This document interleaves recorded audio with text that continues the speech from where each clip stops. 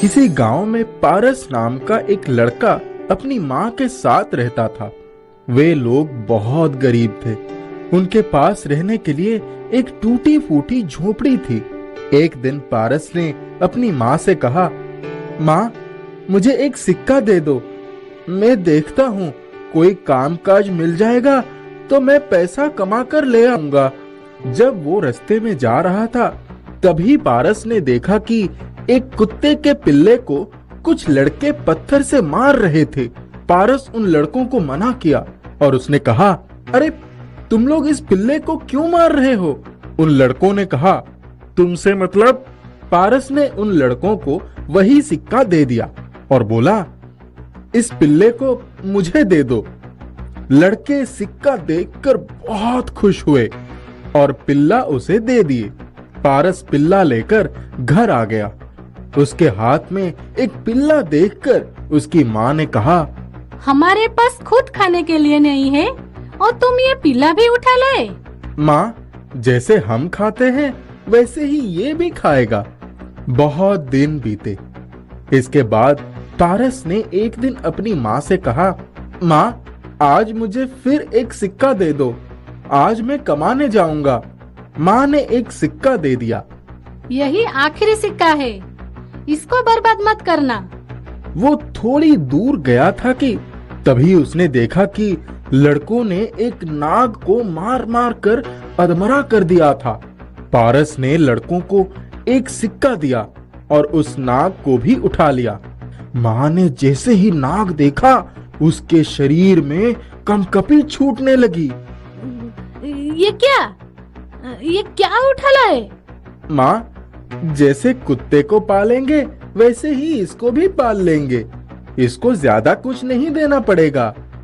तुम चिंता मत करो, मैं जाकर खेतों में काम करूंगा। दूसरे दिन से पारस खेतों में काम करने के लिए जाने लगा। कुत्ता उसके साथ साथ जाता। उसको जो भी कुछ मिलता उससे वो कुत्ते और नाग के लिए दूध और खाने पीने का सामान लाकर माँ को दे देता। सब खुशी खुशी उस घर में रहने लगे। उसकी माँ घर में खाना बनाती और सबको खिलाती। उन सबको साथ साथ रहते करीब 6 साल बीत गए। एक दिन नाग ने पारस से कहा, अब तुम्हारे साथ रहते रहते बहुत दिन हो गए। अब मुझे अपने ठिकाने पर जाना होगा। मेरे सभी भाई बहन मुझे ढूंढ रहे होंगे। तुम मुझे मेरे घर पहुंचा दो। आज तक तुम्हें अपने घर की याद नहीं आई, अब तुम जाना चाहते हो? तब वो नाग बोला कि मैं तुम्हें अपनी जान बचाने के लिए कुछ इनाम देना चाहता हूँ, इसलिए तुम मुझे लेकर मेरे देश चलो। चलो ठीक है। वो उसको लेकर जाने के लिए तैयार हो गया, लेकिन जहाँ जाना था वहाँ जगह बहुत दूर थी। तुम कुत्ते को भी साथ ले लो। तुम उसके ऊपर बैठ जाओ और तुम अपनी आंखें बंद करके एक बार बोलना कि मुझे नागों के देश में ले चलो। पारस चुपचाप कुत्ते के ऊपर बैठ गया। पारस ने आंखें बंद की और कहा, मुझे नागों के देश में ले चलो। कुत्ता घोड़े से भी तेज हवा की रफ्तार से नागों के देश पहुंच गया। वे तीनों वहां एक पेड़ के नीचे बैठ गए। तब नाग ने कहा कि मैं यहीं रहता हूँ। सामने जो महल दिखाई पड़ रहा है वहाँ मेरी बड़ी बहन रहती है। तुम उसके पास जाओ। वो तुमसे पूछेगी कि क्या तुमने मेरे भाई को देखा है? तुम मुझसे कह देना कि हाँ, मैंने देखा है और मैं तुम्हें उससे मिलवा भी सकता हूँ। लेकिन सबसे पहले तुम्हें तुम्हारी जीभ के नीचे रखा हुआ जादुई पत्थर मुझे देना होगा। जब उसकी बहन आई तब उसने पारस से पूछा कि हे आदमजात, तुम कौन हो और यहाँ किस लिए आए हो? क्या तुमने मेरे भाई को देखा है? मैंने तुम्हारे भाई को देखा है और मैं तुम्हें उससे मिलवा भी सकता हूँ, लेकिन उसके लिए तुम्हें अपनी जीभ के नीचे रखा हुआ वो जादुई पत्थर मुझे देना पड़ेगा। मैंने 7 सालों से अपने भाई को नहीं देखा है और अगले 7 सालों तक नहीं देखूंगी तो भी कोई फर्क नहीं पड़ेगा। मैं तुम्हें वो पत्थर नहीं दे सकती। वापस आकर पारस ने नाग से बताया कि तुम्हारी बहन ने पत्थर देने से इनकार कर दिया। कुत्ते के ऊपर सवारी करो और फिर दूसरी जगह चलते हैं।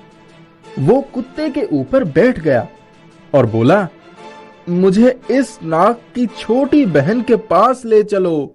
कुत्ता हवा से भी तेज रफ्तार से उड़ चला। जब वे छोटी बहन की हवेली के पास पहुंचे तब वो तीनों एक पेड़ के नीचे रुक गए और नाग ने कहा कि अब तुम मेरी छोटी बहन के पास जाओ और उससे भी वही बात दोहराना।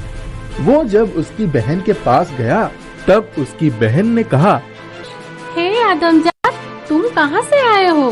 क्या तुमने मेरे भाई को देखा है? मैंने उसको 9 साल से नहीं देखा। हाँ, मैंने तुम्हारे भाई को देखा है और तुम्हारे भाई से मैं तुम्हें मिलवा भी सकता हूँ, लेकिन उसके लिए मुझे तुम्हारी जीभ के नीचे रखा हुआ जादुई पत्थर चाहिए। मैं अपने भाई से मिलने के लिए कुछ भी कर सकती हूँ। पहले तुम मुझे मेरे भाई से मिला दो। पारस गया और नाग को ले आया। वे दोनों भाई बहन गले लगकर खूब रोए। नाग ने कहा, बहन, इस पारस ने ही मेरी जान बचाई थी, वरना लड़कों ने तो मुझे मारकर अधमरा ही कर दिया था।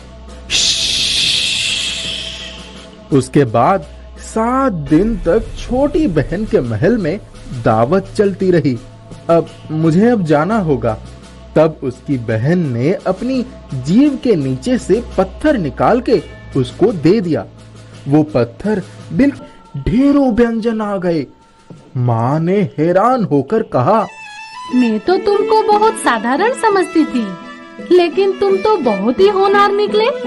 माँ, तुम खाओ ना। थोड़ी देर में पारस ने फिर आंखें बंद की और कहा, मेरे पास एक बहुत बड़ी हवेली और बाग बगीचे हो जाए।